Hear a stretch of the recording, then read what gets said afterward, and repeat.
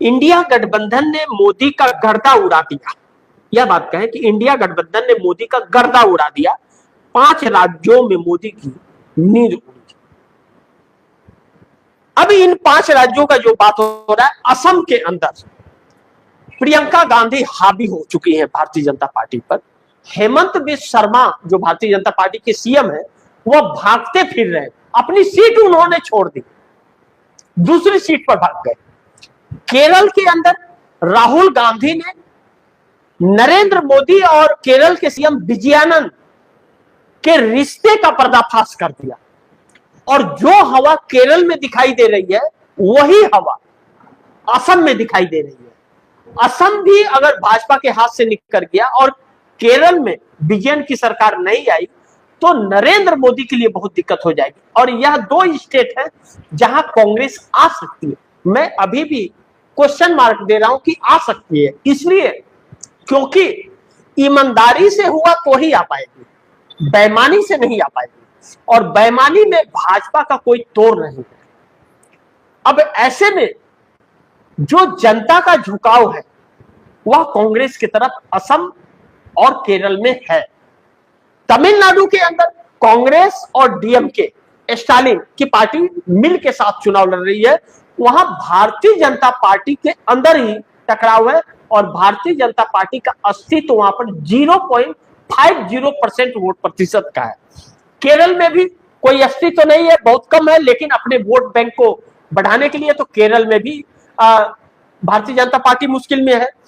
पश्चिम बंगाल के अंदर भारतीय जनता पार्टी को जो चुनौती ममता बनर्जी दे रही है, और कांग्रेस के साथ जो कम्युनिकेशन बनाया है ममता बनर्जी ने, वह भारतीय जनता पार्टी को परेशान कर रहा है। लेकिन दूसरी तरफ पांडिचेरी में भी भारतीय जनता पार्टी को आने के आसार नहीं लग रहे। अब जब नहीं लग रहे हैं तो भारतीय जनता पार्टी इंटरनल सर्वे भी जो आ रहे हैं वह भारतीय जनता पार्टी के पक्ष में नहीं है।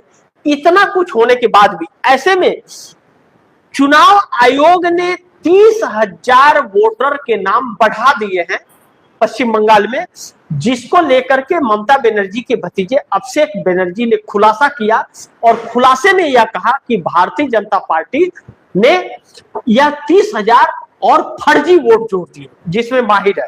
क्योंकि भारतीय जनता पार्टी के कार्यकर्ता और नेता बड़े बड़े पैकेट बंडलों का, वोटर बंडलों का ले जाकर के चुनाव आयोग के दफ्तर में वह फार्म जमा करते हुए नजर आए, ऐसा आरोप तृणमूल कांग्रेस का है। ऐसे में भारतीय जनता पार्टी बड़ी मुश्किल में फंस गई है, और यह चूक गए अगर नरेंद्र मोदी, और जो इस चुनाव में अंतर्राष्ट्रीय मुद्दे हावी है और न चाहते हुए भी रेट बढ़ाना पड़ रहा है, 1 महीने तक रोक नहीं पा रहे हैं, इसका क्या असर होगा यह वक्त बताएगा। थोड़ा इंतजार करना पड़ेगा। जब 4 मई को रिजल्ट आएगा तो सब कुछ दूध का दूध और पानी का पानी हो जाएगा। ऐसे में आप दर्शकों की क्या राय है, आपके सुझाव क्या है, कमेंट बॉक्स में जरूर दीजिएगा। इस खबर को ज्यादा से ज्यादा शेयर कीजिएगा, अपने दोस्तों को भी कहिएगा आगे शेयर करें। और आपने अगर टीएफडी इंडिया न्यूज़ 24 को सब्सक्राइब नहीं किया, सब्सक्राइब कर लीजिए।